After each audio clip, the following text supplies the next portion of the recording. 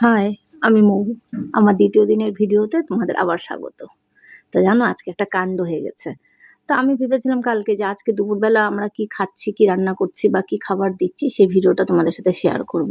তো সেই হিসেবে দুপুরে রান্নাও করেছি, করার পরে ভিডিও করেছি। ভিডিও করার পরে যখন লাস্টের দিকে সব কিছু হয়ে গেছে, ভিডিওটা বন্ধ করছি, তখন দেখি আমি ক্যামেরাই অন করিনি।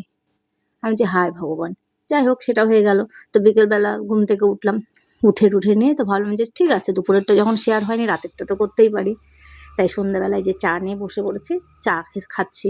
আর এদিকে দুপুরবেলা আমার মাসি এসে, মানে যে আমাকে হেল্প করে সমস্ত কাজে, সে এসে সমস্ত সবজি কেটে রেখে গেছে। তো ওই দুটো সবজি একখানে করে গেছে, যেহেতু রাত্রেবেলা আমি ঝিঙা ভাজা করব, তো সেই জন্য ওই ডাঁটার ঝিঙাটাকে আলাদা করছি। আর এগুলো সমস্তটা কালকে রান্না হবে, তার সবজিগুলো সব রেডি করে গেছে আগের দিন দুপুরেই মেনলি রেডি করা হয়, বিকেলের দিকে এসে করে দিয়ে যায়। তো ওখানে রাতে তো সেরকম রান্না নেই, রাতে ওবেলার যা রান্না সবই আছে, রাতে শুধু ভাত হবে আর ঝিঙা ভাজা হবে। তো এইভাবে যে ঝিঙাটাকে কেটে নিলাম, আর এখানে যে একটু শুকনো লঙ্কার কালো জিরে আর পেঁয়াজ আর একটু লঙ্কা ফোড়ন দিয়ে এই যে ঝিঙাটাকে ভেজে নিলাম।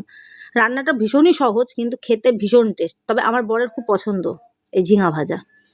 তো যাই হোক, ঝিঙে ভাজা করে ফেললাম রাত্রেবেলা।